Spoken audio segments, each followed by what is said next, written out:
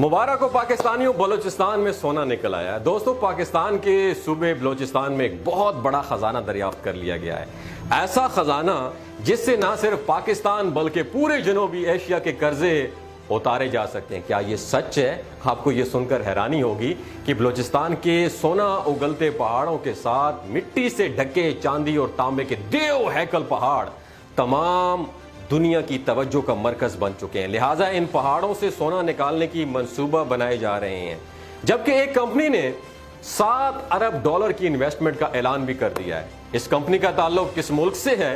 क्या वाकई सोना, चांदी और तांबे के ज़खायर इतने वसी हैं कि इनसे पाकिस्तान की किस्मत बदलने जा रही है, या बलूचिस्तान के ये ज़खायर भी स्मगलिंग के जरिए कहीं और पहुंचा दिए जाएंगे? अगर आप ये हकायक जानना चाहते हैं तो इस कीमती और मालूमाती वीडियो को शुरू से लेकर आखिर तक जरूर देखिएगा। दोस्तों, पाकिस्तान के दूसरे सरसब्ज व शादाब सूबों की निस्बत सूबा बलूचिस्तान को खुश्क और पसमानदा समझा जाता है, लेकिन दर हकीकत बज़ाहिर खुश्क और बंजर नजर आने वाले सूबे को कुदरत ने बेशुमार कीमती खजानों से नवाज रखा है। बेशुमार कीमती खजानों से भरा हुआ बलूचिस्तान का इलाका चागी, जिसे दुनिया भर में मादनियात के शोकेस के तौर पर जाना जाता है।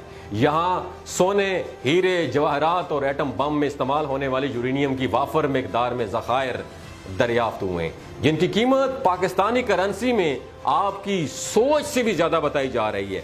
माहिरीन अर्जियात के नजदीक चागी का इलाका रैकोडेक 70 मुरब्बा किलोमीटर तक फैला हुआ है। 70 मुरब्बा किलोमीटर तक फैले इस इलाके में 12 मिलियन टन तांबे और 21 मिलियन औंस सोने के ज़खायर मौजूद हैं।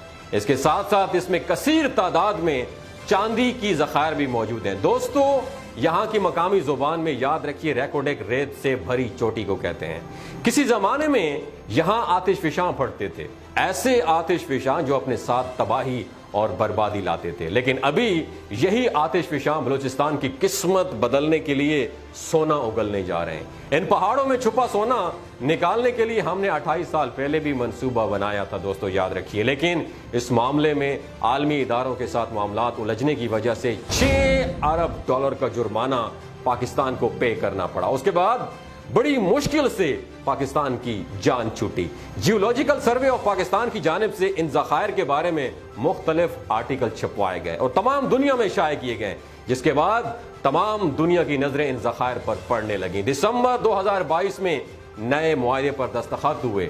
इन छुपे हुए सोने चांदी के ज़खायर को तलाश करने के लिए एक कैनेडियन कंपनी बैरक ने पाकिस्तान को खसूसी ऑफर की, जिसे पाकिस्तान ने भी कबूल कर लिया। कैनेडियन कंपनी बैरक के मुताबिक वो बलूचिस्तान में छुपे सोने और चांदी के बेशबहा खजाने को तलाश करेंगे और उसका 50% हिस्सा खुद रखेंगे और 50% हुकूमत पाकिस्तान को अदा करेंगे, जिसमें से 25% वफाकी हुकूमत और 25% सूबाई हुकूमत के हिस्से में आएगी।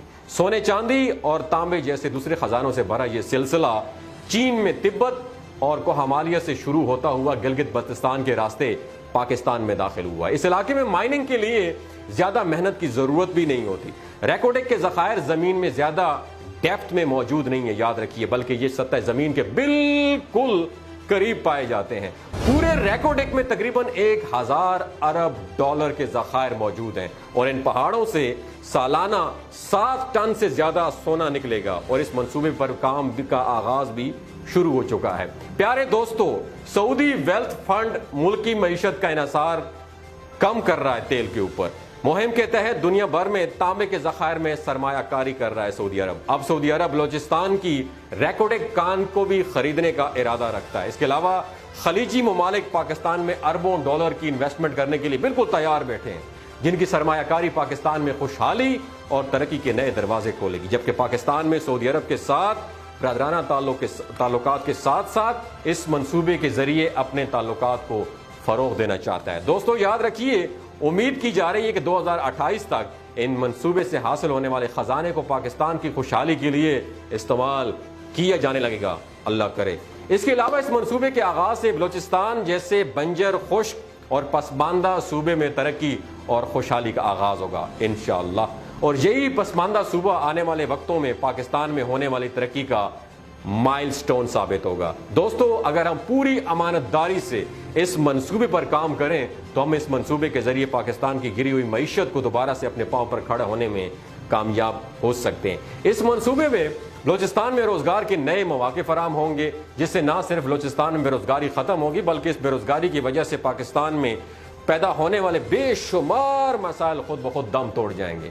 बलूचिस्तान से दरियाफ्त होने वाले सोने के ये ज़खायर डूबते हुए पाकिस्तान के लिए उम्मीद की एक किरण साबित होंगे। और अगर हम इस मंसूबे से हासिल होने वाले ज़खायर की मालियत का अंदाज़ा लगा लें तो एक अंदाजे के मुताबिक $100,000 की मालियत के ज़खायर यहाँ पर अवेलेबल हैं। ये हमारी बदनसीबी है कि यहाँ कॉपर, जिप्सम, सोना, संगे मरमर, तेल और गैस के अरबों खरबों डॉलर मालियत के मादनी ज़खायर मौजूद होने के बावजूद अभी तक हम उनसे कोई फ़ायदा नहीं उठा सके। अगर ज़ेर ज़मीन छुपे इन ख़जानों को खोद कर बाहर निकाला जाता और इस्तेमाल में लाया जाता तो आज पाकिस्तान तरक्की के सफ़र में पता नहीं कहाँ से कहाँ पहुँच जाता। मगर अफसोस की बात है कि हमारे निकट्टू, निकम्मे, नालायक हुक्मरान इस बारे में मालूमात रखने के बावजूद भी ज़मीन में छुपे ये ख़जाने खोजने और उन्हें इस्तेमाल दिलाने से कासिर हैं। लेकिन आखिर ऐसा कब तक होता रहेगा? जल्द ही हमें तरक्की की दौड़ में दुनिया के शाना बशाना कदम ब कदम चलने के लिए बिलाखिर ज़मीन में पोशीदा इन ख़जानों को इस्तेमाल में लाना होगा।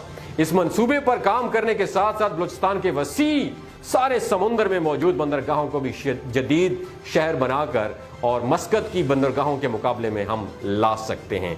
मगर ये तभी मुमकिन है जब वफाकी और सूबाई हुकूमत इस तरफ तवज्जो दें। प्यारे दोस्तों, इन दांतों के साथ साथ बलूचिस्तान में कुदरत ने हर किस्म के फल भी दिए हैं, जिनमें अखरोट, इंजीर, बादाम, चेरी, खुबानी, आड़ू और अंगूर की बहुतात है। अगर जहां किसानों और काश्तकारों को जदीद तरीके से इन फलों को महफूज करने और बैरूनी ममालिक फरोख्त करने की सहूलियात मुहैया की जाएं तो इससे हज़ारों ख़ानदानों का भला हो सकता है। सिर्फ अगर आप खजूर को ले लें तो खजूर ही को अगर आलमी मंडी में मुनासिब और जदीद पैकिंग के साथ फरोख्त किया जाए तो यकीन माने कि सालाना भारी ज़र मुबादला कमाया जा सकता है। बलूचिस्तान इस लिहाज से भी खुशकिस्मत है कि यहाँ सबसे ज़्यादा मवेशी पाए जाते हैं। फलों के बाद ये मवेशियों की तादाद में सबसे ज़्यादा अहम है। गलाबानी यहाँ की सबसे बड़ी इंडस्ट्री है, बिल्कुल वैसे ही जैसे समुंदर की वजह से ये मछली और झींगों की खरीदो फरोख्त में सबसे नुमाया मकाम रखता है।